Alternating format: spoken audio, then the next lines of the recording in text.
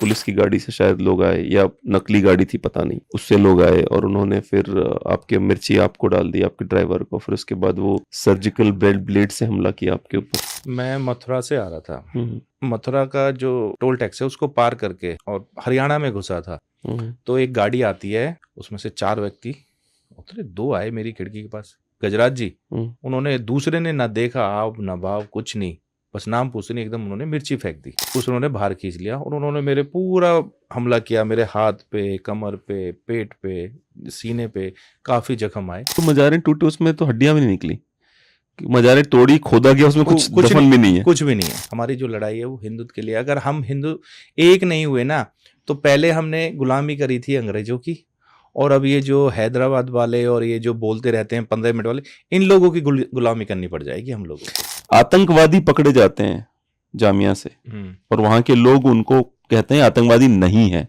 पत्थर मारते हैं आपकी पुलिस पे। अगर हिंदू को उठाना होगा तो पुलिस, 2 पुलिस वाले आते हैं, बोलते हैं चलिए भाई साहब। मुसलमान को उठाना होता है तो कि पीएसी आएगी तब जाएंगे उठाएंगे। ये एकता हिंदुओं में क्यों? गांव गांव, आप तो गांव से हैं दिल्ली के, गांव में एकता नहीं रह गई यार पहले जैसी।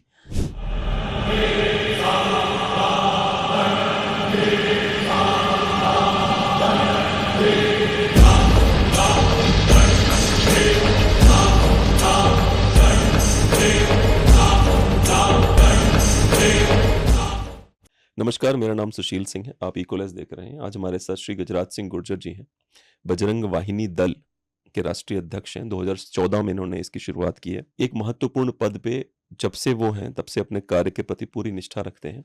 एक समर्पित, जिम्मेदार और साहसी नेता हैं जो संगठन के हिंदुत्व के सिद्धांतों और उद्देश्यों के प्रति अपनी अटूट निष्ठा के कारण सम्मान के पात्र हैं। गजराज सिंह जी का मानना है कि चाहे सब कुछ दांव पर लग जाए, लेकिन अपमान करने वालों के साथ कभी समझौता नहीं करना चाहिए, क्योंकि अपमान का बदला समझौता नहीं हो सकता, दृढ़ निर्णय और साहसिक जवाब हो सकता है। हाल ही में उन पर कई घातक हमले हुए हैं, जिन हमलों ने उनकी निष्ठा और संगठन के प्रति उनके जो योगदान है, वो कितना ही जोखिम भरा क्यों ना हो, उसको कभी कम नहीं कर पा रहे हैं ये हमले। श्री गजराज सिंह गुर्जर अपने दृढ़ संकल्प और नेतृत्व के बल पर बजरंग वाहिनी दल को नई दिशा प्रदान करने के लिए प्रतिबद्ध हैं।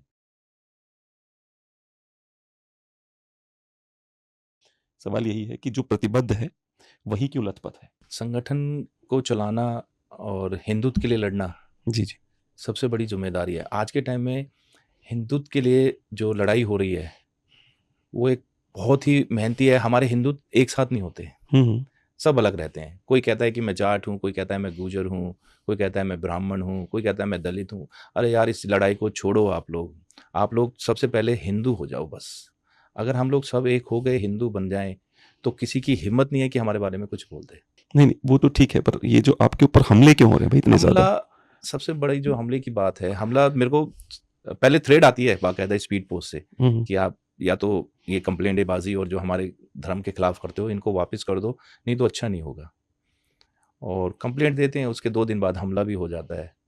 दिल्ली पुलिस की सुरक्षा होती है, किडनैपिंग हो जाती है। क्या था इंसिडेंट किडनैपिंग वाला दिल्ली पुलिस सुरक्षा के होते हुए? दिल्ली पुलिस की सुरक्षा थी मेरे पास 2016-15 में। तो मैं अपने घर के बाहर वॉक कर रहा था रात को 10:30-11 बजे। तो मेरा गनमैन जो था दिल्ली पुलिस का, वो मेरे पीछे खड़ा था, थोड़ा सा दूर गेट पे, मैं थोड़ा आगे था। एक फॉर्च्यूनर पुरानी वाली और एक ऑल्टो गाड़ी आई और मेरे को गाड़ी में बोतल सर पे मार के और एकदम गाड़ी में ले गई और निजामुद्दीन रेलवे स्टेशन पर। इसने फायर नहीं किया? नहीं। अच्छा। उसने उठा के ले गए मेरे को। गनमैन ने कोई फायर नहीं किया? नहीं, कुछ नहीं किया। उसको अच्छा। पता भी नहीं चला कि मैं अच्छा हूँ जी। कहाँ। अच्छा। गनमैन देख ही नहीं पाया मैं गया कहाँ। अच्छा। और वो तो अंदर जाके सो गया, तो उसने सोचा कि मैं अंदर जाके सो गया हूँ घर में। तो वो निजामुद्दीन मेट्रो स्टेशन जो है उसके पास मेरे को फेंक के चले गए। उन्होंने सोचा कि ये मर गया है। अच्छा, रास्ते में पीटते रहे आपको? हाँ, मेरी बहुत बुरी हो गई। तो कुदरती क्या थे, वहाँ निजामुद्दीन जो एसएचओ थे वो कभी बसंत कुंज रहे थे, तो मैं कभी मुलाकात हुई होगी, उन्होंने मेरा चेहरा देखा, चेहरा देखते नहीं कहा आप गजराज सिंह हैं? मैंने कहा जी। तो कह रहे आपके साथ तो सिक्योरिटी होती है? मैंने कहा जी सर। तो मेरे सर में काफ़ी कांच से उन्होंने कांच हाथ से निकाले आराम आराम से, और वहाँ जंगपुरा चौकी इंसार से ये दोनों लोग मेरे को अपने साथ अपनी ही गाड़ी में वो लेके ट्रॉमा सेंटर चले गए। तो ट्रॉमा सेंटर वहाँ पहुंचे तो एसीपी और डीसीपी भी पहुंचे। उन्होंने कहा कि भाई गनमैन कहाँ है?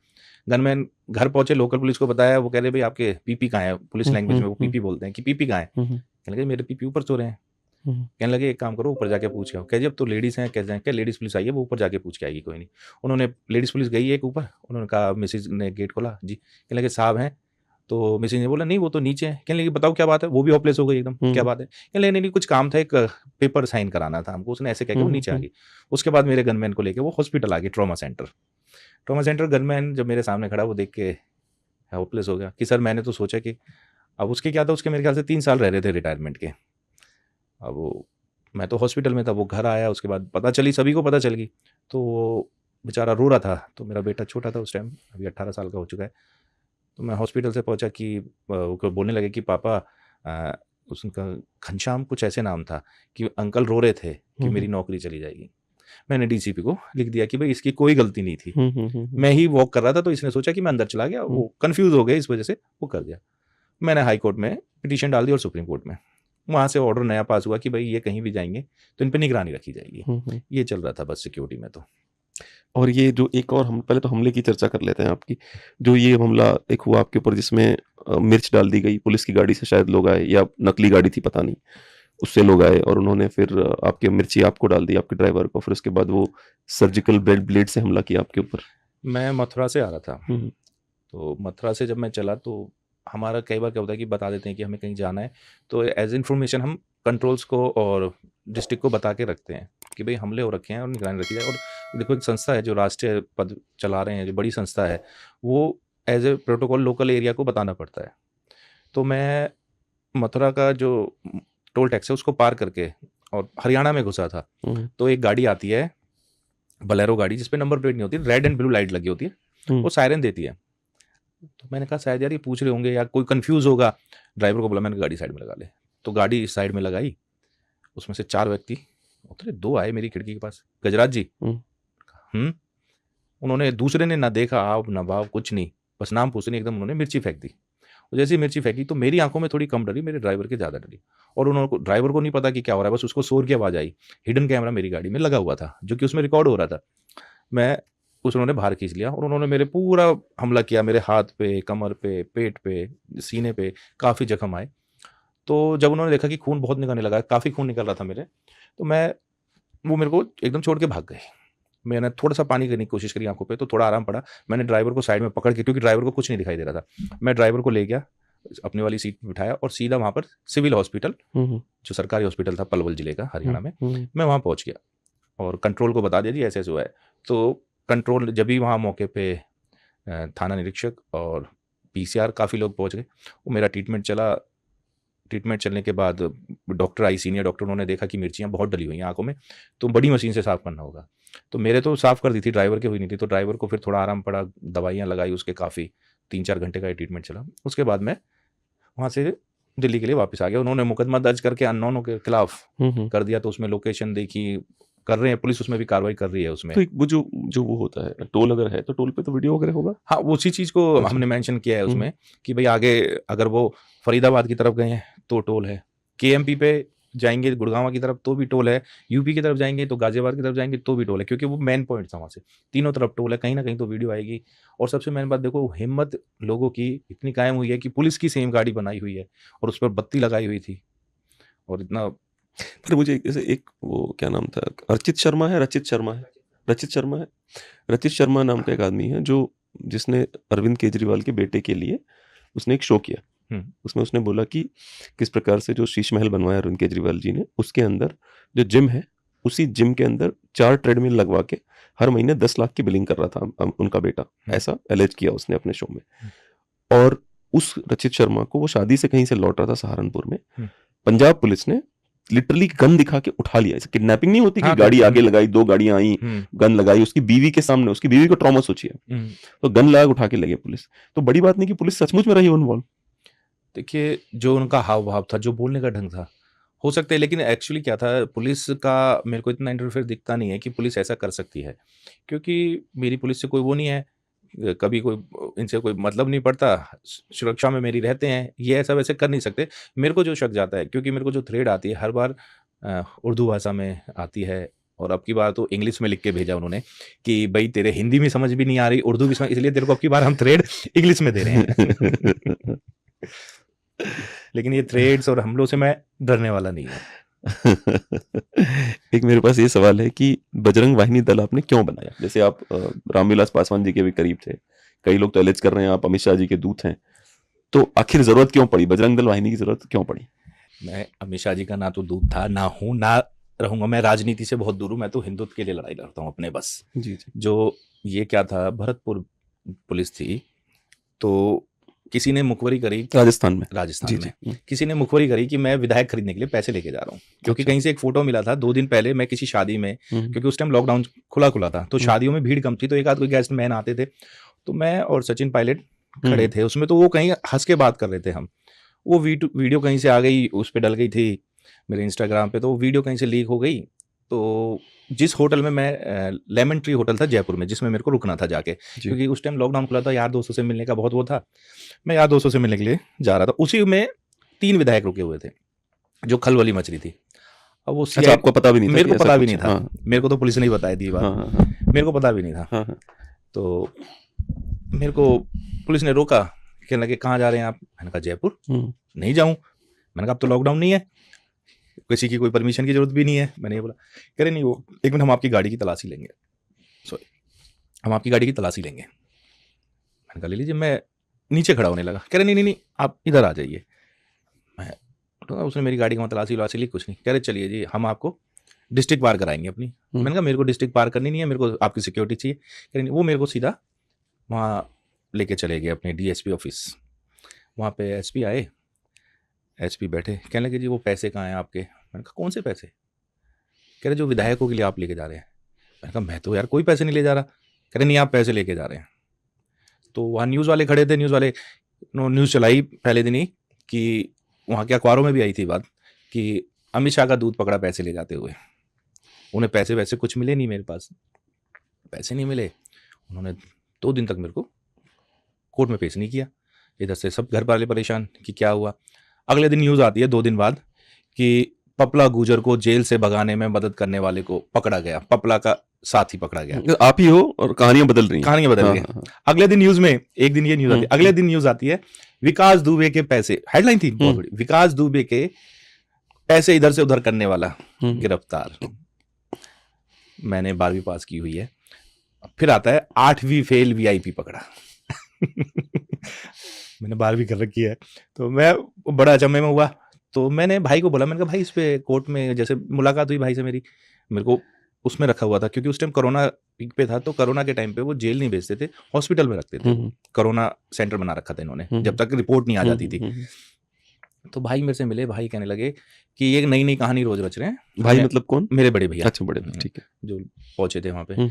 तो मैंने कहा ये कभी न्यूज़ में ही मैं सुन रहा हूँ यहाँ पे, कभी कह रहे ये पागल हो रहे हैं, इनको और कुछ काम नहीं है। तो उसे कि पानी में पेपर में पानी लगा के फेंको दीवार पे, देखो क्या चिपकता है। ये वही वाली बात है। हाँ, 3 न्यूज़ हो गई, तो कौन सा चिपक सकता है? कौन सा चिपक सकता है? लेकिन वो तीनों में से कोई नहीं चिपका। तो कोर्ट ने नहीं सुनी बात, क्योंकि उस टाइम कोई वो नहीं थे। मेरे को एक्चुअली पहला ही से अटैक पड़ गया था। अच्छा। तो मेरे को वहाँ से जयपुर शिफ्ट कर दिया था। मेरी राइट साइड वीक हो गई थी काफ़ी, मेरे को जयपुर एडमिट कर दिया था। हाई कोर्ट में एप्लीकेशन लगाई उन्होंने, भाई ने लगाई, तो उन्होंने बताया कि सर ये चीज़ कह रहे हैं और ऐसा कुछ भी वो नहीं पाया गया है। तो मेरे को हाई कोर्ट ने बेल दे दी, मैं अपना आ गया। तो अब मैं बाद में मैंने कंप्लेंट लगाई, जब सरकार थी कांग्रेस की, कि भाई आप मेरे पे ऐसे ऐसे आरोप लगे। वो कंप्लेंट मेरी आज तक दबा के रखी। अच्छा, एक छोटा सा इंटरप्शन है कि जब आपकी गाड़ी की सीटें फाड़ डाली उन्होंने, तो क्या उसका वो दिया आपको मुआवजा की सीटें फटी हैं तो इसका पैसा ये रहा? मेरे को कोई मुआवजा, पुलिस देती इस तरह का मुआवजा? नहीं, कोई मुआवजा नहीं देती। अच्छा, मतलब तोड़ सकती है, पर हाँ, सीट फाड़ना तो छोड़िए, नीचे के जो बम्पर के नीचे जो होती है ना प्लास्टिक, वो भी उखाड़ दी थी।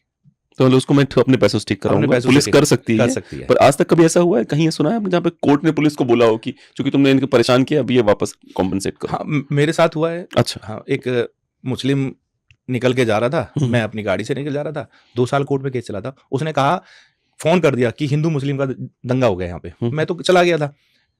तो पुलिस ने देखा, पुलिस को तो मौका चाहिए था मेरे लिए, तो कहने लगे कि ये यहाँ दंगा हुआ है। मेरे को फोन आया, दंगा हुआ है। पहले एक पीसीआर वाला है, उसने कहा कहाँ दंगा हुआ, बताओ भाई, कहाँ वो है, हिंदू है, कहाँ मुसलमान है, कितने मर गए? तो पुलिस ने उसकी सुनी नहीं, उसने सिफारिश लगाई दोनों से, वो हिंदू मुस्लिम का मुकदमा दर्ज हो गया। कोर्ट में जज ने पूछा कि हाँ भाई आप बताइए। उसके बयान के, जी मैं नमाज पढ़ रहा था, तो नमाज पढ़ते को मेरे को इन्होंने मारा। वो अपने बयान देख चला गया। पुलिस से पूछा कि हाँ, पुलिस ने बोला कि जी वो नमाज पढ़ के आ रहा था और उसके थप्पड़ मारा, उसकी टोपी गिर गई और उसे मारा। 2 क्रॉस हो गए। तीसरे में जज हमने पूछा कि सर बीच रोड पे नमाज पढ़ेगा क्या वो? नमाज पढ़ के आ रहा था, नमाज पढ़ के निकल जाता वो, हमें क्या मतलब। और गाड़ी वीडियो थी, वीडियो में साफ दिख रहा है कि मैं बैठा हूँ, पीछे से मेरे सिक्योरिटी वाले, जो मेरे प्राइवेट सिक्योरिटी वाले थे और एक सरकारी PSO था, वो गाड़ी में बैठ के जा रहे हैं और हम चले गए हैं, और वो हमारे साइड में से निकल के गया है, चले गए, कुछ भी नहीं। उसी का कर दिया कि भाई बस क्या था, वो मस्जिद का उसका निर्माण रुकवा दिया था मैंने। अच्छा। उस मस्जिद का निर्माण जो रुकवाया था, उस टाइम जो चेयरमैन था उसका भतीजा था जिसने केस लगवाया था मेरे पे। कोर्ट ने उसमें मेरे को बाकायदा बरी किया, और उसमें बाकायदा लिखा कि अगर आप पुलिस के खिलाफ मुआवजा अपील कर सकते हैं, आप इनसे मुआवजा ले सकते हो। मैंने हाई कोर्ट में डाला, तो जब हाई कोर्ट में डाला जैसी, तो वो जो IO था उसमें, वो मेरे पास आ गया, कहने लगा सर मैं कहाँ से दूंगा पैसे। मैंने सीधा डाल दिया था, मैंने कहा भाई मेरे को तो 50 लाख रुपए चाहिए, मैं बड़ा परेशान हुआ हूँ। तो फिर मैंने जब दिखा कि भाई कोर्ट इसमें ऑर्डर कर देगा कुछ ना कुछ, मैंने वो अपनी कंप्लेंट फिर वापस ली। होता है ऐसा कि भाई अगर आपको सबूत है आपके पास और पुलिस ने ऐसा किया तो आप उस पर कर सकते हो। अच्छा। एक बात बताइए कि आप अपने आप को, जैसे अध्यक्ष हैं आप इसके, पर आप कितना अपने आप को सिपाही मानते हैं इस युद्ध के लिए? मैं सिपाही हूँ, मैं अध्यक्ष नहीं हूँ। और मेरे जितने भी प्रदेश अध्यक्ष हैं, जहाँ के भी हैं, मैं उनको ये नहीं समझता कि उनको मैं ये नहीं बोलता कि मैं राष्ट्रीय अध्यक्ष हूँ आप लोगों का। मैं ये बोलता हूँ कि मैंने जो दल बनाया है इसकी मैं एक सिपाही हैं हम सब लोग, और हम सब लोग एक साथ मिलकर काम करेंगे इसमें, हिंदुत्व के लिए। इसमें सिपाही के ही तौर पे काम करते हैं हम लोग। एक और भी, बजरंग वाहिनी दल के 5 ऐसे कौन से बिंदु हैं जो आप हमारे दर्शकों को बताना चाहते हैं जिससे उससे लोग जुड़ सकें?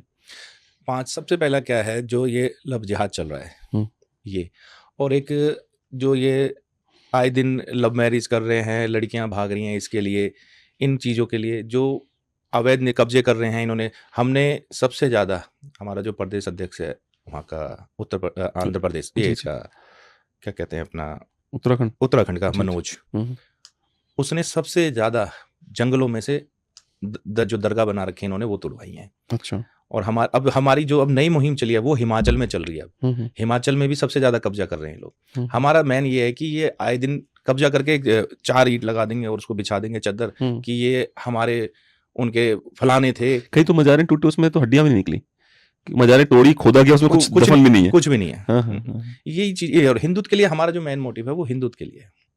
हमारी जो लड़ाई है वो हिंदुत्व के लिए। अगर हम हिंदू एक नहीं हुए ना, तो पहले हमने गुलामी करी थी अंग्रेजों की, और अब ये जो हैदराबाद वाले और ये जो बोलते रहते हैं 15 मिनट वाले, इन लोगों की गुलामी करनी पड़ जाएगी हम लोगों को। एक बात बताइए, जो 15 मिनट पुलिस हटाने की बात करते हैं, जैसे मैंने हमेशा अपने कई शोज में पूछा है कि 15 मिनट के लिए पुलिस हटा देते हैं, बुलानी कब है?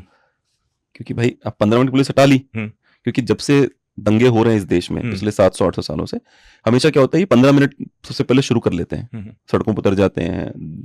कलकत्ता 1946 डायरेक्ट एक्शन दिन, अगर आपको याद हो, 48 घंटे के लिए इन्होंने खूब नरक मचाया, लेकिन जब गोपाल पाठक ने रिप्लाई करना शुरू किया तब पगला गए, नहीं नहीं हमको पुलिस बुलाओ, आर्मी बुलाओ, ये बुलाओ। मैं जानना चाहता हूँ कि दोनों तरफ नहीं चलेगा ना। आप कह रहे हो 15 मिनट पुलिस हटा लो, हटा दी, पर जब उसका जवाब आएगा तब भी पुलिस हटी रहेगी या आपको वापस चाहिए या नहीं चाहिए, वो कोई नहीं बताता मुझे।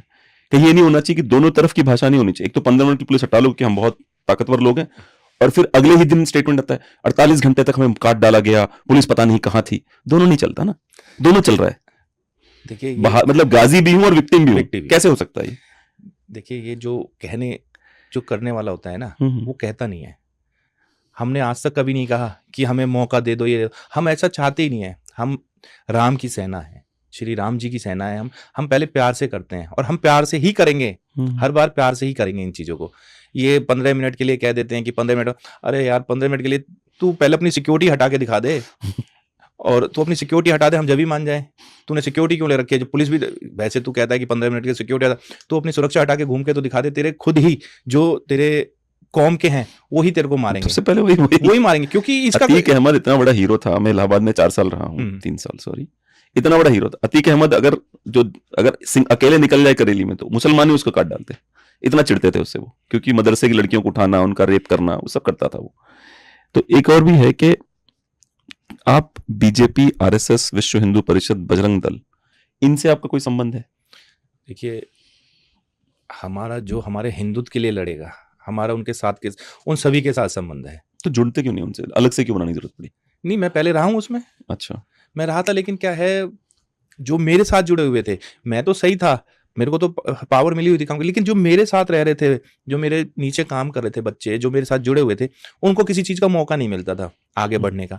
और अगर कोई किसी चीज़ की नॉलेज कर रहा है और कोई आगे बढ़ रहा है बच्चा, तो उसे आगे बढ़ाना चाहिए। मैंने कई लोगों के लिए देखा, जब नहीं हुआ तो मैंने अपना ही संगठन खड़ा किया फिर, कि मैं आगे बढ़ाऊंगा। ये नहीं कि मैं ही आगे रहूं, जो मेरे से जूनियर हैं बहुत, मैं उनको भी आगे करता हूँ।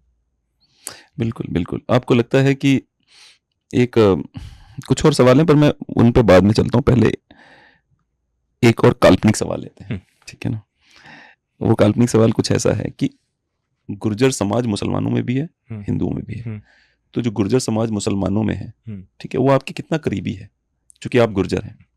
देखिए, मैंने आज तक, मैं 44 साल का हो चुका हूँ, और सन 1997 से मैं राजनीति में रहा। मेरे गुरु रामविलास पासवान जी थे। जी जी। लेकिन मैंने आज तक भी मोमडन्स, उसमें जैसे कश्मीर में बोलते हैं कि कश्मीर में गुजर हैं हमारे जो मुस्लिम हैं, लेकिन मैंने आज तक उनको देखा ही नहीं है, और ना मैंने उनको बरता कभी। अगर कोई किसी चीज़ को बरतता है तो पता चलती है कि उसका क्या है आगे का, लेकिन मैंने कभी नहीं बरता। और मैं कभी ये नहीं करता कि मैं गुजर हूँ, कि मैं गुजर को लेकर चलूँ। मैं ये देखता हूँ कि बस ये हिंदू है। एक और भी सवाल है, जैसे मैं नाम नहीं लूंगा, लेकिन एक बहुत बड़े बाबा हैं, थोड़े कंट्रोवर्शियल हैं, तो एक बार उनके ऊपर हमला होने वाला था, तो एक मुसलमान त्यागी ने उनको फोन किया अपनी कास्ट देखते हुए, और बोले इस रास्ते मत जाइएगा, हमला होगा। कास्ट सिस्टम क्या धर्म से भी ज्यादा पावरफुल हो जाता है? कई बार रिलीजन से पावरफुल हो सकता है। देखिए, कुछ लोग हैं ऐसे जो कास्ट पे ज़्यादा वो करते हैं। मैं कभी भी कास्ट को लेके नहीं करता। हमारे गुजरों में इतने वो होते हैं, प्रोग्राम्स होते हैं, कुछ होते हैं, मैं सीधा कहता हूँ भाई मैं आऊँगा, लेकिन मैं एक गुजर की हैसियत से नहीं आऊँगा, मैं हिंदू की हैसियत से पहुँचूँगा। मैं मेरा यही मोटिव रहता है। जी। तो अब चलिए इस पे सवाल पे वापस चलता हूँ मैं। जातिवाद के लिए कुछ सवाल हैं कि 2024 में बहुत सारे आयोजन हुए, जिसमें से 8-10 अलग अलग गुर्जर संबंधी त्योहार, सम्मेलन या गर्व, जो प्राइड के या कोई प्राइड मंथ भी होता है कि भाई गुर्जर प्राइड महीना, गुर्जर समाज सम्मेलन जयपुर, क्या कहते हैं उसे, वीर तेजाजी मेला, गुर्जर महोत्सव मेरठ, गुर्जर एकता दिवस दिल्ली, मिहिर भोज जयंती, स्थानीय गुर्जर मेले जो राजस्थान, उत्तर प्रदेश, दिल्ली में अलग अलग लगते रहते हैं। क्या आपको लगता है कि गुर्जर समाज का जो जाति का गर्व है, जो बार बार उभर के इस प्रकार से, और इस समय अनफॉर्चुनेटली फॉर्चुनेटली जैसे भी कि देख लीजिए कि गुर्जर समाज की चीजों को या तो वो खुद उभार के करते हैं हम ये कर रहे हैं, या मीडिया उनको खूब उछालता है, तो जो ये गर्व का सीन है वो क्या होता है कि बाकी जातियां भी देखा देखी गर्व में चली जाती हैं, और उसमें क्या होता है कि गर्व कब अभिमान में बदलता है जातिवाद के, और वो कब जातिवाद का पूरा वो एक स्ट्रॉन्ग होल्ड बन जाता है, लोगों को पता नहीं चलता। तो आप इसके बारे में क्या कहेंगे? देखिए, जाति के लिए कभी किसी को कोई आपत्ति नहीं होनी चाहिए। किसी की जाति के लिए, कोई अपनी जाति के लिए अगर कुछ कर रहा है तो करिए, लेकिन जब हिंदुत्व के लिए बात आए तो उसमें जातिवाद ना करें, उसमें हिंदू बन के रहें बस। देखिए, गुर्जर समाज अपने लिए, अपनी बरादरी के लिए, अपने गुर्जर समाज के लिए कोई करता है प्रोग्राम, उससे किसी को आपत्ति नहीं होनी चाहिए। कोई जाट करता है, उसके लिए किसी को आपत्ति, चाहे कोई भी है, ब्राह्मण है या जो भी है, राजपूत हैं, जो भी, अगर कोई करता है तो अपने जो उनके संस्कार पीछे से चलते आ रहे हैं, जो उनकी चलती आ रही हैं, मतलब उसको, मतलब पीछे से जो उनके कल्चरल जो एक्टिविटीज हैं, कल्चर, वो अपने कल्चर को दिखाने की वो कर रहे हैं कि हमारा कल्चर ये है, तो उसमें तो किसी चीज की वो नहीं होनी चाहिए। लेकिन हाँ, कुछ लोग होते हैं कि जैसे कि मान लो मैंने ही एक कोई वीडियो डाल दी, एक गाने के साथ डाल दी कि गुजर फलाना, गुजर ये, और ऐसे डाल दिया, तो उस पर कमेंट्स आ जाएगा थोड़ी देर में कि बस गुजर गुजर, ये क्या, ये तो कोई बात नहीं है यार, आप भी डाल सकते हो उस चीज को। तो आप जो भी हैं, जो भी आपकी कास्ट है, उस पर बना के आप डाल लीजिए। जैसे मिहिर भोज जी, उस पर लड़ने के बजाय दोनों मान लो ना, अपना पूर्वज, कौन किसको फर्क पड़ता है? भाई तुझे लगता है तेरे पूर्वज है, मुझे तो लगता है कि डॉक्टर भीमराव अम्बेडकर मेरे पूर्वज है। मैं तो हमेशा से कहता हूं, मुझे लगता है वो मेरे पूर्वज है।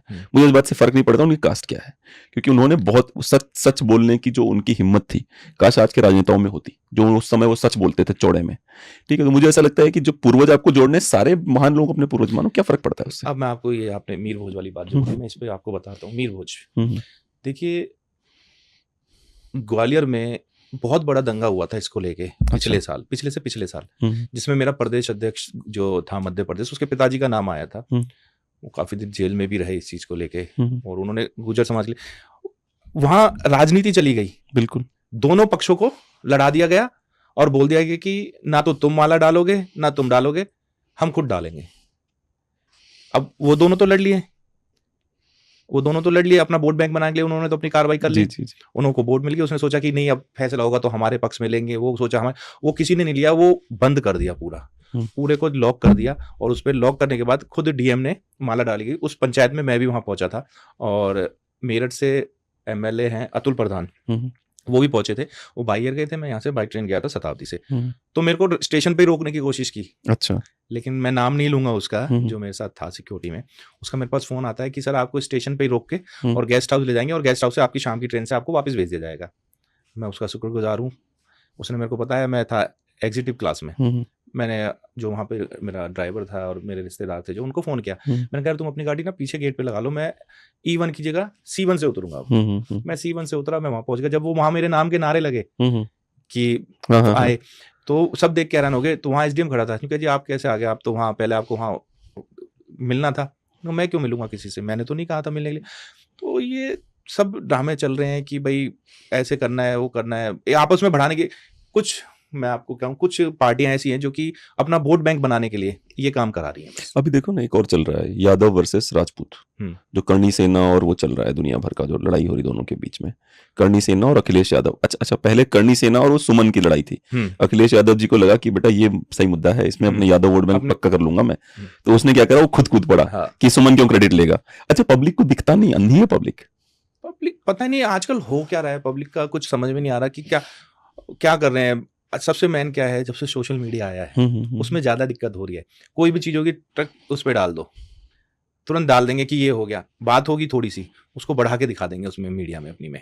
बच्चे जो नए बच्चे जो अपना चला रहे हैं, उनको व्यूज चाहिए, उनको पता ही नहीं व्यूज के लिए क्या कर रहे हैं। व्यू, और बस एक व्यूज बढ़ने के लिए कि भाई मेरे के में पहुंच गए, मेरे मिलियन में पहुंच गए। इस के और एम के चक्कर में ना दूसरों के घर खराब हो रहे हैं। बिल्कुल, इस चीज को नहीं देखते। और ये जो आप अभी बोल रहे थे करनी सेना, ये तो राजनीति चल रही है इसमें। ये तो राजनीति खेल रहे हैं इसमें, अपना वोट बैंक बनाने के लिए। बिल्कुल, दोनों तरफ से एक को बीजेपी समर्थन कर रही है, एक को वो समर्थन कर रहे हैं। ठीक है, एक बात बताइए कि जिस प्रकार से हिंदुओं की जातियां हैं उसी प्रकार में मुसलमानों की भी जातियां हैं। ठीक है, बहुत सारे जैसे गुर्जर भी मुसलमान हैं, बहुत सारे मुसलमान हैं जो राजपूत बताते हैं अपने आप को। हमारे गांव में बहुत सारे मुसलमान हैं जो कहते हैं कि 3 पीढ़ी पहले हम भी राजपूत थे। बहुत सारे मुसलमान ब्राह्मण थे, बहुत सारे जो त्यागी मुसलमान हैं, बहुत सारे। तो मुसलमान कोई भी प्राइड मंथ क्यों नहीं मनाता अपनी कास्ट को? पहला सोचिएगा, अंतर कितना बड़ा है। वो कभी नहीं मनाता। ठीक है, मुसलमानों में जाति की गहराइयां बहुत गहरी हैं, जैसे कि उनके कब्रिस्तान अलग अलग हैं, उनकी आपस में शादियां नहीं होती, खाना तक साथ में नहीं खाते, लेकिन वो अपने पूर्वज जो उनके थे, कभी नहीं देखोगे कि कोई गुर्जर मुसलमान बोले कि मीर बोझ हमारा था। They don't care. कभी कोई त्यागी मुसलमान बोले परशुराम हमारा था।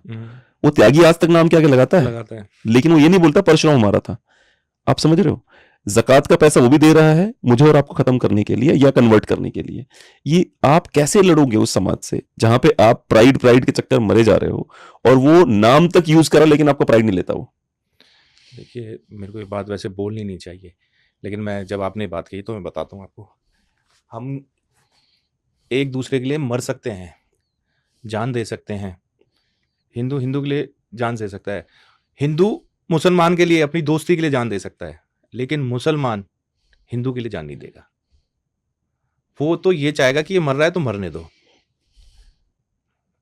और मेरी जो लड़ाई है वो इस चीज़ की है कि मेरे कई दोस्त थे मोमडन्स, मैं उन पे बहुत फक्र करता था कि यार दोस्त हों तो ऐसे हों। जी। लेकिन आराम से मैंने जब उनका रंग देखा, मैंने उनको दूर कर दिया अपने आप से कि नहीं, इन पे तो मेरे को विश्वास करना ही नहीं है जी। कितना भी मैं उनको कर लूँ कोशिश, वो हमारे हिंदुत्व के लिए मर ही नहीं सकते।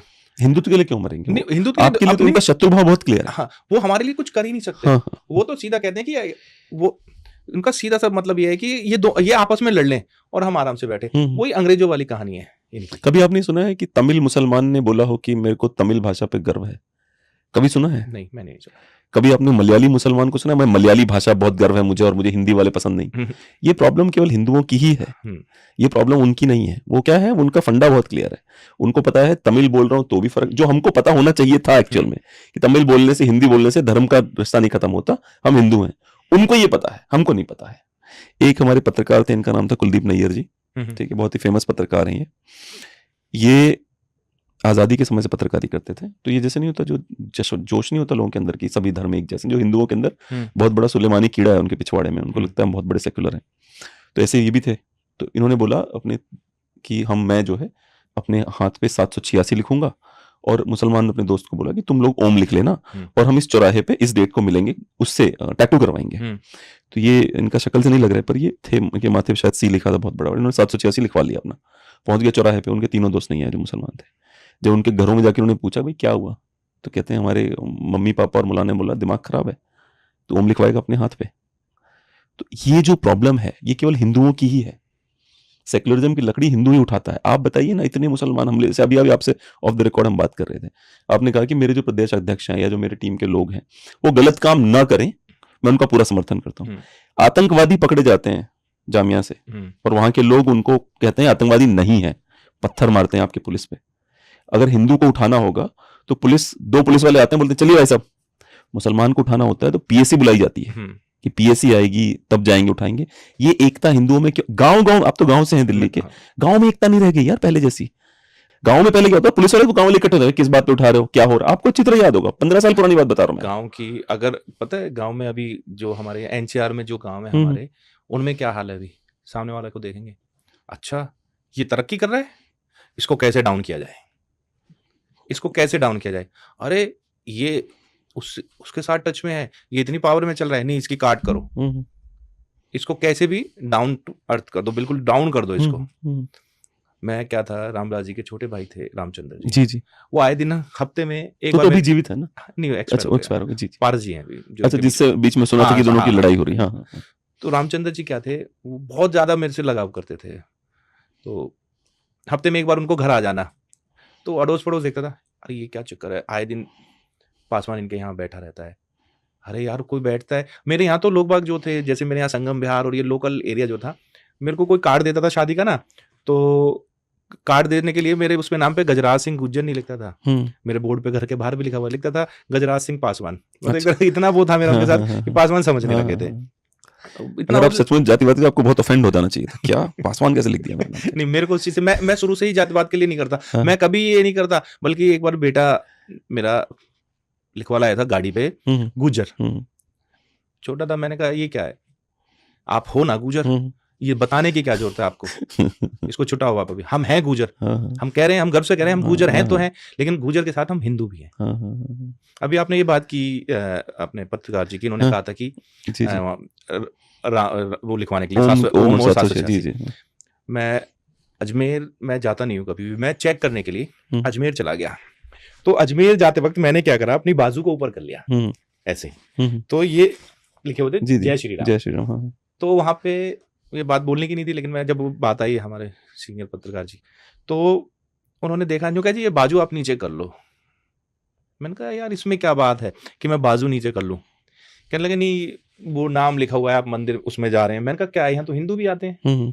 मैं तुरंत गेट पे से वापस आ गया, मैं अंदर नहीं गया उसके बाद।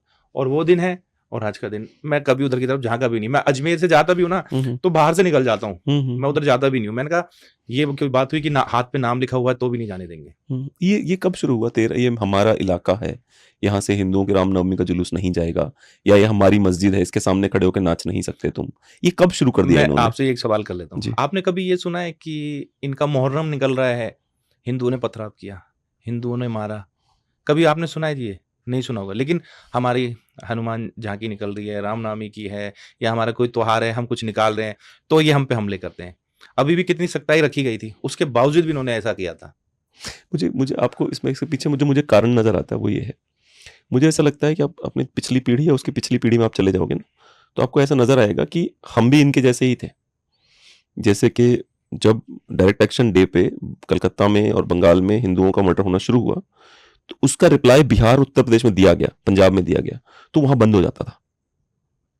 अब वो नहीं होता, अब बंगाल के लोग मर रहे हैं तो बंगाली मर रहे हैं, जो कि अभी हो रहा है, वो जो मुर्शिदाबाद में हो रहा है, कोई उसका रिप्लाई नहीं देता कहीं पे। पहले रिप्लाई जाता था उसका कि आप वहां पे करेंगे तो हम यहाँ पे करेंगे, हम वहां पे करेंगे, तो उसके चक्कर में नहीं होता था। अब हिंदू भगवत गीता भूल गया है, वो पिछले 70 सालों एक्सपेरिमेंट लगभग सफल हो गया है, भगवत गीता भूल गया। अब उसे लगता है कि अब मैं जान अगर आज बचा ली मैंने तो अब मरूंगा ही नहीं मैं, अब मैं अमर हो चुका हूं।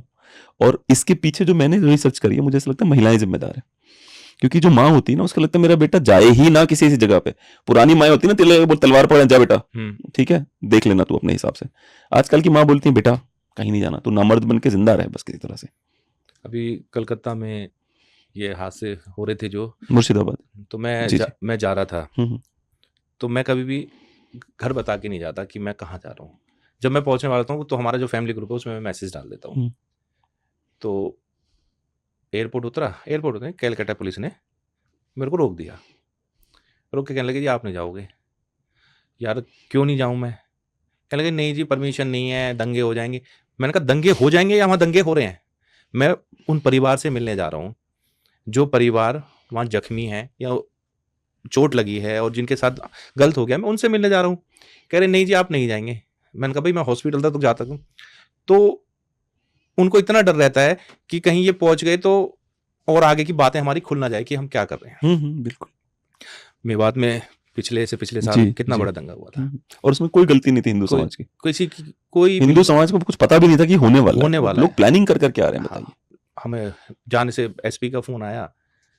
इसमें भी राजनीति चल गई थी कि भाई मैं अपनी टीम के साथ पूरे, मैंने कहा जी हम तो जल चढ़ाने आएंगे पिछली से पिछली जी, बार जब जी, दंगा हुआ था।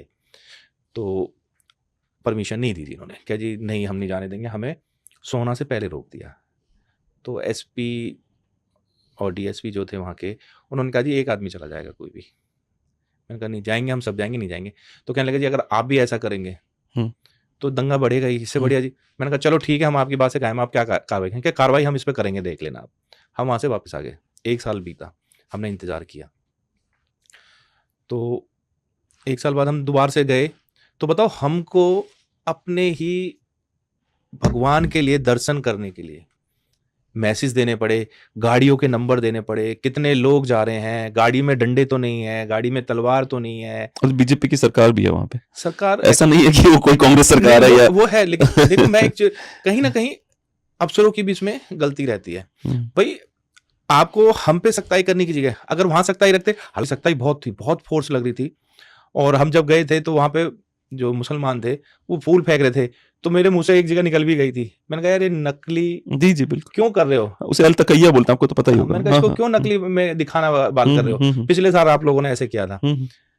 तो किसी ने कह दी कि ये गाड़ी ऐसे ऐसे बोल के गई है। तो हमें आगे रोका तो पूछा, मैंने कहा यार ये तो दंगे वाली बात हो गई, हमने तो किसी से कुछ नहीं बोला।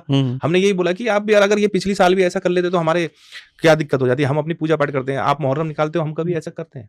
हम तो कभी नहीं करते। एक स्टेटमेंट है, शायद हदीसों में है, पता नहीं, आई एम नॉट श्योर। तो उसके हिसाब से है कि अलतकैया होता है जिसके तहत कि मतलब अपनी मर्जी से जब आपके ऊपर फूली फेंक दूंगा मैं, ठीक है, चूंकि मैं माइनॉरिटी में हूँ, और जब मेरा मन करेगा मैं विक्टिम कार्ड खेलूंगा, जब मेरा मन करेगा मैं अग्रेसिव हो जाऊंगा, बोलूंगा मैं तो नवाब इसका, उस नवाब का, उस नवाब का, हमारे तो मतलब कोई ऐसा दिन नहीं गया जब हमारे छुरे में खून ना लगा हो। और फिर जैसे पिटाई हो, देखो जी हमें कैसे मारा जा रहा है। तो वही पानी है अगर पीना चाहे तो, ठीक है। आपको लगता है कि जब धीरे धीरे एक समय जरूर ऐसा आएगा जब हिंदू भी इस तरह से रिप्लाई करने लग जाएगा कि हिंदू भी हमला करेगा कि भाई अब जो है तुमने नरक मचा रखा है, अब हम शांत नहीं रह सकते, और जब ये शुरू होगा तो बंद हो जाएगा सब, तो उधर से भी हमले बंद हो जाएंगे। देखिए मैंने आपको भाई पहले भी बोला कि हम राम जी के भक्त हैं, हम सब काम आराम से और प्यार से करते हैं, और हम जंग करे बिगर ही, जैसे ये दंगे फैलाते हैं, लड़ाई झगड़े करते हैं, हम इसके बिगर ही इनको समझा देंगे, और कुछ % तक समझने भी लगे हैं। ये 2 4 10 नेता जो हैं इनके, ये इनको भड़काते रहते हैं और इन्हें कोई काम नहीं है। नहीं तो अब वक्फ बोर्ड का बिल पास हुआ है, इसमें मैं कह रहा हूँ 70% मुसलमान खुश हैं क्योंकि उनकी भी जमीनें हड़पी हुई हैं। बिल्कुल बिल्कुल 100%। और सबसे ज्यादा जो भड़क रहा है उसने अपनी यूनिवर्सिटी उस पर बनाई हुई है जी। 3000 एकड़ है शायद। नहीं 3000 नहीं है, 6000 एकड़ कुछ पॉइंट है। अच्छा, उस पे केवल 8 रुपए प्रति एकड़ किराया दिया जा रहा है। हाँ। आप सोचिए इतनी प्राइम लोकेशन प्रॉपर्टीज हैं, हैदराबाद जैसे प्राइम लोकेशन में आपकी प्रॉपर्टी है और 8 रुपए एकड़ आप दे रहे हो, और हमको आप आरोप लगाते हो। वो तो जो नॉलेज में है उसको, और जो इसने वैसे ले रखी होंगी, क्योंकि असली दर्द तो इनको ही हो रहा है कि ये प्रॉपर्टी हमारी छीनेंगे, हमें अब हिसाब देना पड़ेगा इन चीजों का। जी जी, असली दर्द तो उनको इस चीज का हो रहा है। जी जी। और एक तो वो वीडियो वायरल हो ही गया था, सुना होगा आपने, कि जिनकी प्रॉपर्टी का वो नहीं होगा, क्या कहते हैं उसे, डॉक्यूमेंटेशन नहीं है, वो तो ले लेगी सरकार ले लेगी, वो तो हकीकत सरकार। अब एक बात तो हम इस पे बैठे हैं, अगर इसके कोई वायरस नहीं होगा इस जगह का तो ये कहाँ जाएगी? सरकार के पास जाएगी, रेवेन्यू के पास जाएगी। मुझे एक बात और बताइए, जिन भगवानों की हम पूजा करते हैं, चाहे वो प्रभु श्री राम हो, बजरंगबली हो, भगवान शिव हो, भगवान कृष्ण हो, इनसे जो सबसे बड़ी सीख जो हिंदुओं को लेनी चाहिए वो ये है कि एक तो गरीब मत रहो, क्योंकि हमारा कोई भगवान गरीब नहीं है, ठीक है। दूसरा, अपने आप को रेगुलरली ट्रेन करो और ताकतवर बने रहो, शस्त्रों से सुसज्जित रहो, क्योंकि कोई भगवान निशस्त्र नहीं देखेंगे आप, एक भी भगवान नहीं है हमारा। तीसरा ये है कि भगवान का जब ध्यान लगाते हो बजरंग बली से बड़ा कोई साधु मिलेगा आपको दुनिया में? नहीं जी। भगवान कृष्ण से बड़ा कोई योगी मिलेगा? भगवान शिव से बड़ा आदि योगी है, उनसे बड़ा कोई योगी मिलेगा? भगवान राम से बड़ा तपस्वी मिलेगा कोई?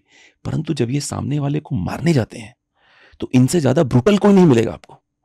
बजरंग बली को था कि मार दिया मुक्का तो पताल लोक चला गया, ऐसे मारा। कि बजरंग बली के बारे में लिखा है वाल्मीकि रामायण में कि वो हाथों से ही मारते थे, कि भुजा अहिरावण की भुजाएं उखाड़ दी।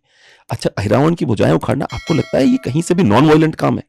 ये एक्सट्रीमली ब्रूटल और वायलेंट काम है। आपने किसी व्यक्ति को पड़ा, हाथों उसकी भुजाएं उखाड़ दी। तो भगवान से ये शिक्षा तो बहुत क्लियर दे रहे हैं, जो हम लेने को तैयार नहीं है। लेने के लिए सब तैयार हैं। मैं आपको असली रीजन बताया, आपने बोला था ना कि पहले माँ टीका लगा के भेजती थी, पहले माँ टीका लगा के भेजती थी कि बेटा जा, डर के मत आइयो, मतलब अपने बदनामी मत करके आइयो। आज के टाइम में मैं आपको बताता हूँ, आपने जो बोला कि आजकल माँ अपने, डर क्या है? अगर कोई मुसलमान या कोई और कौम अगर किसी को मारती है तो उसके खिलाफ कार्रवाई नहीं करती पुलिस, कार्रवाई करेगी हिंदू के खिलाफ। हिंदू को मार रहा है, हिंदू को मार रहा है, तो वो डरता है यार मेरे पे मुकदमा लग जाएगा, मेरे को तारीख पे जाने पड़ेगा, मेरे पैसे खर्च होंगे, वो इसलिए डरता है। और आज के टाइम में सबसे ज्यादा लोग बाग पैसों को अहमियत देते हैं, बिल्कुल सबसे ज्यादा पैसों को अहमियत। तो वो ये सोचता है यार कि मेरे पैसे खर्च होंगे, जेल जाना पड़ेगा और हमारे लिए कुछ नहीं होता। ये हकीकत बात है, ये सब वोट बैंक की बात हो रखी है, ये सब वोट बैंक की है कि भाई इनको वोट बैंक मिल रहा है, इनको कि इनकी वोट बैंक है। और मैं तो ये कहता हूँ इनकी वोट बैंक का, इनकी वोटों को ही खत्म कर दो ना, मत लो इनकी वोट बैंक। और सबसे मेन क्या है, इनको जो इलेक्शन लड़ते हैं ना, इलेक्शन कमीशन में भी ना ये निकलना चाहिए कि भाई जो सीटें हैं, जैसे कि कुछ सीटें इन्होंने यहाँ पे वो कर रखी हैं, SC सीट कर दी हैं, कुछ सीटें वैसी कर रखी हैं, उसको खत्म कर देना चाहिए। जो जहां से लड़ रहा है वो वहां से लड़ लो, क्योंकि जहां जिसके दबंगी है ना वो वहां बेचारा लड़ नहीं पाता, उसे दूसरी सीट पे लड़ना पड़ता है, वो वहां से हार जाता है क्योंकि वहां उसका वोट बैंक नहीं है। ये होता है। और दूसरा इसमें सबसे जो मेन पॉइंट है, हमारे जो पुलिस लोकलिटी जो है, पुलिस जो कार्रवाई नहीं करती वो पैसे पे मरती है। मैं ऑब्वियसली ऑन रिकॉर्ड बोल रहा हूँ इस चीज को, मैं आपको इस चीज का प्रूफ कर सकता हूं कि पुलिस को आप पैसे दे दो और पुलिस से कुछ भी लिखवा लो। मेरे पे एक वीडियो है जो मैं आपको भरतपुर वाली बात बोल रहा था, जी। उसमें 1 घंटे की रिकॉर्डिंग है मेरे पास। उसको पुलिस वाले को नहीं पता कि मेरे साथ मैं क्या बात कर रहा हूँ उसे।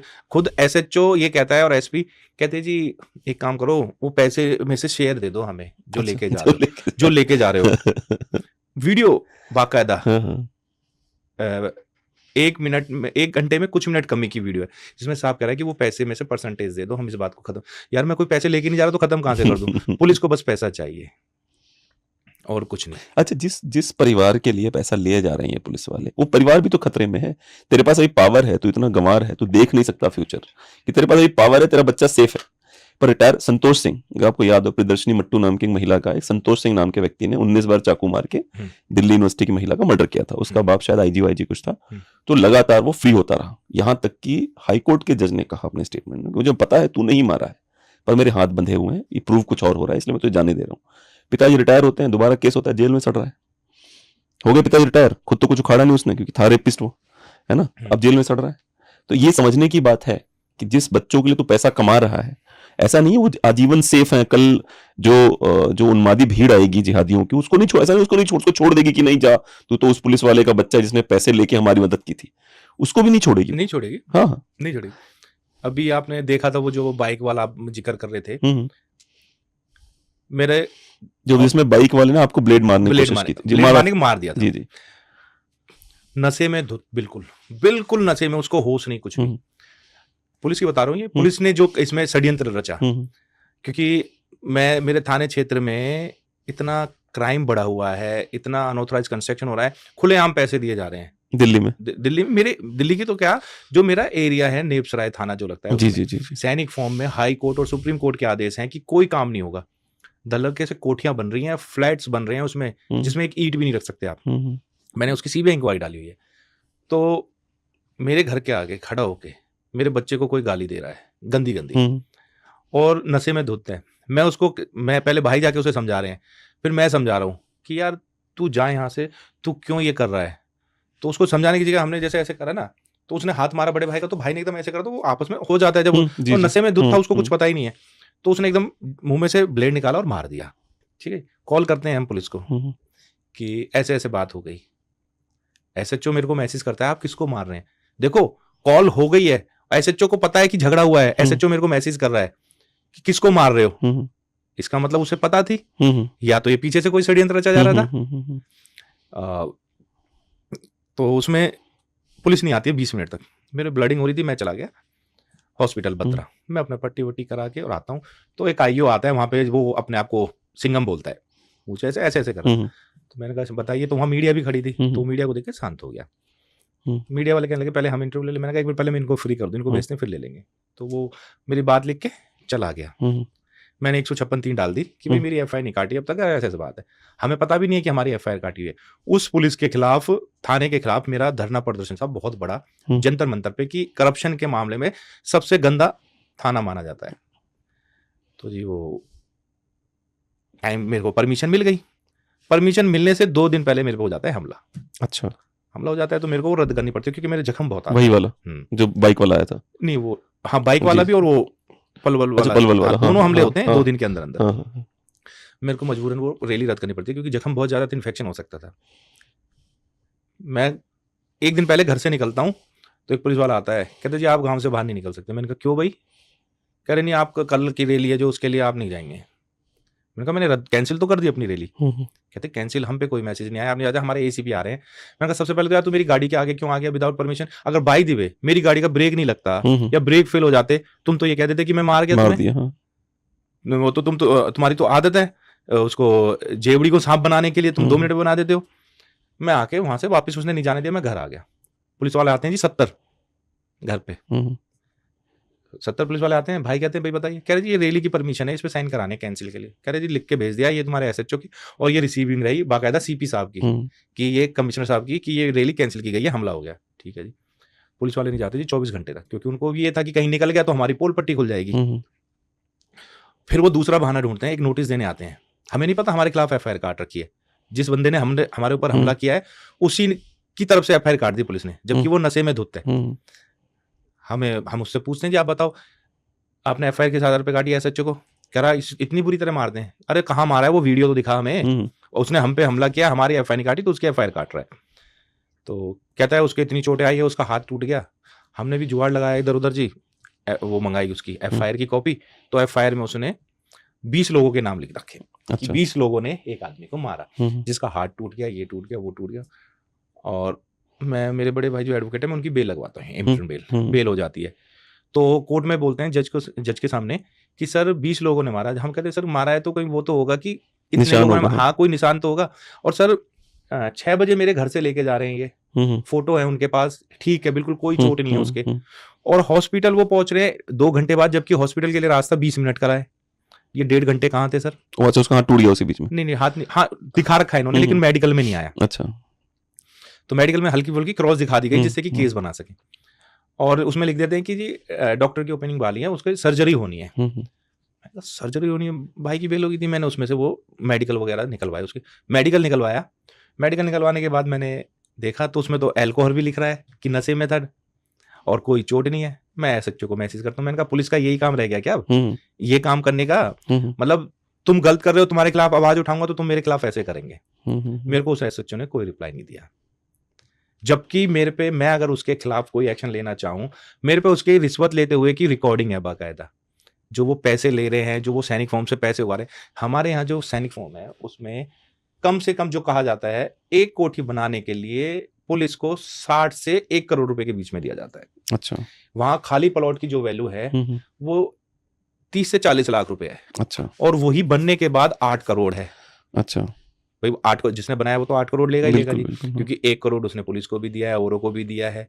वो पैसे लेते हुए वीडियोस हैं, सब कुछ है। मैंने कमिश्नर साहब को कंप्लेंट दी बाकायदा, उसे दबाने की वजह से कि मैं दब जाऊं, मेरे ऊपर ये मुझे तो ये समझ में नहीं आता कि जो देश के प्रधानमंत्री ने कहा था कि ना खाऊंगा ना खाने दूंगा और ये और वो, करप्शन में 2025 से 2024 का हमारा जो आंकड़ा है, 2013 में, ठीक है, 2013 में हमारा आंकड़ा 85वें नंबर पे थे। तो इंडिया अगेंस्ट करप्शन शुरू हुआ और सरकार गिर गई, खत्म हो गई सरकार। तो एक व्यक्ति उठता है, वो पीएम बन जाता है। लेकिन अगर आप रैंकिंग देखते चले जाओगे जब से वो व्यक्ति पीएम बना है, तो एक ही बार केवल 78वीं रैंकिंग आई है या 76वीं आई है। 2024 में 96 है रैंकिंग। लेकिन ऐसा मस्त मैनेजमेंट है चीजों का कि ना कोई इंडिया अगेंस्ट करप्शन चालू हो रहा है, ना कोई बात करता है। एक बड़ा अच्छा शेर था उनका, क्या नाम था यार, आजादी की लड़ाई थी, अशफाक उल्लाह खान, वो उन्होंने लिखा था कि करता नहीं कोई दूसरी बात, देखता हूं मैं जिसे वो चुप तेरी महफिल में है, सरफरोशी की तमन्ना वो हमारे दिल में। तो वो जो चुप तेरी महफिल में है ना, हर आदमी चुप है, सब के सब उसमें क्या कहते हैं, जो बादशाह के आगे ऐसे सलूट मार रहे हैं और जो हो रहा है उसको चुपचाप से देख रहे हैं। अभी हरियाणा में करप्शन चला, मेरे को पता चला उसके बारे में कि भाई हरियाणा में जूनियर अधिकारियों को सीनियर पोस्ट दे रखी है हॉस्पिटलों में। अच्छा, मेरे को पता चला तो मैंने अपने जिला अध्यक्षों को सबको बोला कि भाई इसमें पता करो आप, अगर ऐसा है तो भाई हमने हिंदुत्व के लिए और करप्शन खत्म करने के लिए सरकार बनवाई है, अगर करप्शन बढ़ रहा है तो हम इस चीज़ का आवाज़ तो उठाएंगे। पता चली थी, मैंने उठा के चीफ मिनिस्टर, चीफ सेक्रेटरी और हेल्थ मिनिस्टर, इनको सबको लिख दिया कि ये चल रहा है। उन्होंने भी इस चीज़ की गौर करी। देखो एक्शन की बात बता रहा हूँ, चीफ सेक्रेटरी हरियाणा ने तुरंत ऑर्डर करे फाइनेंस डिपार्टमेंट को, उसमें लिखा गया है बाकायदा कि भाई अगर कोई जूनियर अधिकारी, 7 तारीख को ये ऑर्डर करे गए हैं कि अगर कोई अप्रैल में, हाँ ये 7 अप्रैल कि कोई भी जूनियर अधिकारी सीनियर पोस्ट पे नहीं होगा। उसमें कई चीज की सैलरी अटेस्ट कर देंगे या कुछ कर देंगे, ऐसा अगर है तो उनको सबको हटाया जाएगा। जो सीनियर की पोस्ट है वो सीनियर को ही दी जाए। जूनियर जब काम करके आ जाएगा, अगर उसकी काबिलियत होगी तो उसे सीनियर लगा देंगे। अब ये भ्रष्टाचार हो रहा था, पैसे लेके लगा रखे, तो तुरंत कार्रवाई उस पर। अब मेरे को 15 दिन का टाइम दिया गया उसमें चीफ मिनिस्टर ऑफिस से और हेल्थ मिनिस्टर डिपार्टमेंट से कि 15 दिन में हम इस पर एक्शन करेंगे जी, और 15 दिन में जहां भी जूनियर और रिपोर्ट बना के देंगे कि कहां से हमने हटा दी। बाकायदा लेटर आया वहां से। तो आपका ये कहना है कि कोशिश कर रहे हैं? हाँ, चलिए, कोशिश पे खड़े रहेंगे हम लोग। हिंदुओं के लिए व्यक्तिगत विकास हिंदू धर्म के विकास से अधिक महत्वपूर्ण है। सबसे बड़ा उदाहरण जो है उसका पृथ्वीराज चौहान जी का है, जो हमारे पूर्वज थे। वो एक राजपूत क्षत्रिय नेता थे जिन्होंने हिंदू राजाओं पर तो क्रूरता और तीव्रता के साथ बहुत तगड़े हमले करे, परंतु मोहम्मद गोरी को माफ करते रहे। क्या व्यक्तिगत विकास के लिए हिंदुत्व वही अच्छा है जिसके बारे में मैं कह रहा हूं कि बजरंग दल है तो ठीक है, पर बजरंग दल का मुखिया मैं हूं, ये इंपॉर्टेंट है। व्यक्तिगत विकास का जब भी अवसर मिलता है, चाहे वो इंस्टाग्राम हो, ट्विटर हो, कि मुझे व्यूज कितने आ रहे हैं, मुझे कितना पैसा मिल रहा है, जिस तरफ मुसलमानों की जो शक्ति है वो ज़कात है, मुसलमानों का शत्रु भाव है, न कि जाति का भाव। एक और उदाहरण है, ठीक है, भारत के प्रधानमंत्री को किसी एक प्रदेश के मुख्यमंत्री उनको एक आंख नहीं सुहा रहे हैं, ऐसी न्यूज बार बार आ रही है। कभी कहा जा रहा है तुम मुख्यमंत्री पद छोड़ दो, कभी कहा जा रहा है ये हो दो। दोनों ही हिंदूवादी हैं, सेम पार्टी से हैं, दोनों ही व्यक्तिगत विकास के लड़ाई लड़ रहे हैं। हिंदू कैसे लड़ेगा और कैसे जीतेगा, ये समझ नहीं आता मुझे। पता ही नहीं है। आपने जो ये बात बोली कि एक प्रधानमंत्री और एक मुख्यमंत्री है, ये मीडिया में ही चल रही हैं बातें, ऐसा कुछ नहीं है। क्योंकि मैं समझ रहा हूँ आप जिनके लिए कह रहे हैं, मैं उनका नाम समझ रहा हूँ अच्छी तरह, लेकिन ऐसा कुछ नहीं नाम है। नहीं ले सकता ना। हाँ, मजबूरी है हमारी, हमारे सीनियर हैं और सब चीज वो है। लेकिन ये सब मीडिया और दूसरी पार्टियां जो हैं वो करती रहती हैं कि ये चीज हो रही है, वो हो रही है। हमें मुसलमानों से खतरा नहीं है, हमें हिंदुओं से खतरा है। वक्फ बोर्ड का बिल पास हुआ है, उसमें 21 या 23 सांसद थे मुसलमान, बाकी हिंदू ने तो दिया है वोट जी। और वक्फ बोर्ड का जो समर्थन कर रहे हैं, अरे ये तुम अपना वोट बैंक बनाने के लिए कर रहे हो। ये देखो ना, कितना सबसे बड़ा क्राइम तो यही हो रहा है। ये जो आतंकी के लिए पैसा आ रहा है, ये कहां से, ये ऐसी तो इकट्ठा हो रहा है। आतंकवादियों का केस जमीयत उलेमा हिंद लड़ता है सारे, चाहे वो कोई भी आतंकवादी हो, जमीयत उनके केसेस लड़ता है, ऐसा एलिज किया जाता है। मैं अब एक बात काटूंगा आपकी। जी जी। अब आप एक छोटी सी बात देखिए, एक व्यक्ति जिसने खालिस्तान के लिए आवाज उठाई, मैं सोच के इस चीज को हैरान हूं। जिस व्यक्ति ने खालिस्तान के लिए आवाज उठाई, खालिस्तान बनाने की वो करी, और उसको पुलिस ढूंढती रही, पंजाब पुलिस, वो जेल में बैठा, डिब्रूगढ़ जेल में बैठा, यहां से इलेक्शन जीत जाता है। जी जी। मैं इस चीज पे हैरान हूं। तो अब ये आप खुद देखिए ना, कश्मीर वाला जो सेपरेटिस्ट लीडर है, जो अभी इस बार फिर बोला है संसद में, क्या नाम है उसका, राशिद इंजीनियर। हाँ, राशिद इंजीनियर जो है वो भी तो सेपरेटिस्ट है प्रॉपर, उसको भी इलेक्शन जीत गया। हाँ, अब आप ये तो चलो अभी फ्रेश था बिल्कुल ही, आप इसको देखो, वहां से बैठे बैठे और जीत रहा है वो जेल से, तो मैं वही कह रहा हूँ कि मेरे को लगता है कि मेरे को इनसे खतरा नहीं है हम लोगों को, हमें तो हमारे हिंदुओं से खतरा लग रहा है। पता नहीं कब समझेंगे। अच्छा, मुझे एक और बात समझ में नहीं आती। हिंदुत्व के नाम पे वोट मांगती हैं कुछ पार्टियां। आप भी समझ रहे हैं मैं किन पार्टियों की बात कर रहा हूँ। वोट मांगती हैं, लेकिन जब संसद भवन में खड़ा होकर राशिद इंजीनियर कहता है कि मैं आज सिर्फ मुसलमानों की बात कर रहा हूँ, मैं सिर्फ मुसलमानों को बार बार रिपीट करता है, या फिर ये जो असदुद्दीन ओवैसी जी हैं ये भी खड़े होते हैं और बोलते हैं हम मुसलमानों के लिए कर रहे हैं, एक भी ऐसा लीडर क्यों नहीं होता जो ये खड़ा होकर कहे कि ये बात मैं सिर्फ हिंदुओं के लिए कह रहा हूँ, हिंदुओं के भले के लिए कह रहा हूँ, या हिंदुओं को ये नहीं मिल रहा वो नहीं मिल रहा। ऐसी बातें क्यों नहीं सुनने में आती?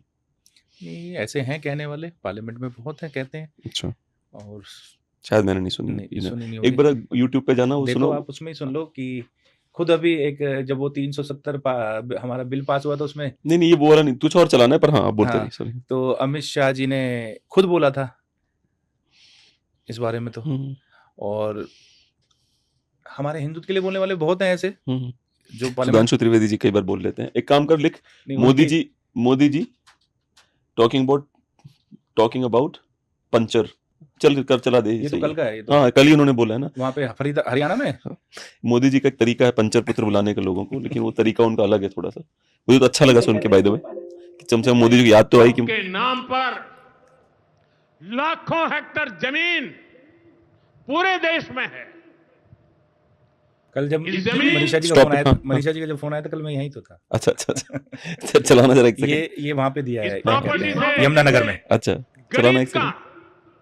बेसहारा महिलाओं बच्चों का भला होना चाहिए था, और आज ईमानदारी से उसका उपयोग हुआ होता तो मेरे मुसलमान नौजवानों को साइकिल के पंक्चर बना करके जिंदगी नहीं गुजारनी पड़ती। तो ये मोदी जी का तरीका है मुसलमानों को पंचर पुत्र बुलाने का, ठीक है। आपको लगता है भारत के प्रधानमंत्री वास्तव में धर्मांतरण को रोकना चाहते हैं? इसका सप्लीमेंट्री है क्योंकि वो 80 लाख हिंदुओं ने 2014 से 2025 के बीच में धर्मांतरण किया है। यही आंकड़ा 2004 से 2014 तक 15 लाख के आसपास था। ये नंबर श्योर नहीं है, तो ये नंबर बदल सकते हैं, पर जो आंकड़े मुझे मिले हैं, प्यू रिसर्च की रिपोर्ट है। अच्छा, इसमें एक और राइडर जोड़ देता हूं मैं कि हिंदू धर्म में बहुत सारे लोगों की वापसी भी हुई है इसी दौरान 2014-2025 के बीच में। लेकिन जो लोग छोड़ छोड़ के हिंदू धर्म को जा रहे हैं, आपको लगता है धर्मांतरण रोकने में सही सरकार कहीं ना कहीं असफल हो रही है? नहीं, काम जो इसमें जो ये परिवर्तन हो रहा है इसको लेके काफ़ी बदलाव किए गए हैं, और अभी हमारे जो हिंदू पहले कन्वर्ट हो गए थे उनको वापस लाया गया है और आ भी गए हैं। एक्चुअली क्या है इसमें ना, मैं आपको बताऊं, जो 4th क्लास हैं ये लालच देते हैं कि हम तुम्हारी बच्ची की शादी कराएंगे और ये कराएंगे, ऐसे कराएंगे। तो बंदा लालच में आके ना धर्म परिवर्तन कर लेता है, और पता नहीं क्या उनको, पता नहीं क्या पट्टी पढ़ाई जाती है, ऐसा क्या जादू करते हैं जो तुरंत वो बदल जाता है। मेरे यहीं कॉलोनी है, कॉलोनी में मैं देखता हूँ चर्च जाते हैं, वैसे वो हिंदू हैं। मैंने उनसे एक दिन पूछ लिया, मैंने कहा यार ये क्या, आप क्या कह रहे? जी मेरी दोनों बेटियों की शादी करी है इन्होंने, तो इसलिए मैंने चर्च जाना स्टार्ट कर दिया। मैंने कहा यार ये क्या है? हमारे घर में एक नौकरानी आती थी काम करने, तो वो थोड़ी पगलेट टाइप की भी थी। कहती है आज तक हमारी भाभी का भूत कोई नहीं उतार पाया, केवल चर्च के फादर ने उनका भूत उतार दिया है, इसलिए हम चर्च जाते हैं। ये भी है। जिन लोगों ने हम पे लगातार अंधविश्वासी होने का आरोप लगाया, आज सबसे बड़े अंधविश्वासी वो खुद है। वेटिकन सिटी में एक्सोर्सिज्म के कॉलेजेस हैं, पता है आपको? भूत उतारने के कॉलेजेस हैं वेटिकन सिटी में, भूत उतारने की यूनिवर्सिटीज है, उसमें आपको वो सर्टिफिकेट देते हैं कि आप आज से भूत उतारने वाले एक्सपर्ट बन गए हैं। उसका नाम एक्सोर्सिज्म है, तो सुनने में अच्छा लगता है। आपके पास युवाओं के लिए संदेश कि वो किस तरह से इससे जुड़ सकते हैं आपकी बजरंग दल वाहिनी से? संदेश मेरा सबसे पहले संदेश ये है कि मेरे साथ मत जुड़ो, बस हिंदुत्व के लिए लड़ो। मेरा संदेश ये है, एक हो जाओ तो हम आगे मजबूती से काम कर लेंगे, और हम जातिवाद में रह गए तो हम जातिवाद में रह जाएंगे और दूसरे लोग हम लोगों का फ़ायदा उठा जाएंगे। मैं ये नहीं कहता कि आप मेरे से जुड़ो, मेरे साथ जुड़ो, मेरे दल के साथ जुड़ो, आप किसी को भी करो, दल के साथ में रहो, लेकिन एक हिंदुत्व के लिए लड़ाई लड़ो, हिंदुत्व के लिए रहो। नहीं तो आने वाले टाइम पे हमारे पूर्वजों ने जिस तरह से, हमारे बड़े बूढ़ों ने अंग्रेजों की गुलामी करी थी, उस तरह से हमें भी गुलामी करनी पड़ जाएगी। इसलिए एकजुट हो जाएं तो ही अच्छा रहेगा। चलिए, बहुत अच्छा लगा मुझे आपसे मिलकर।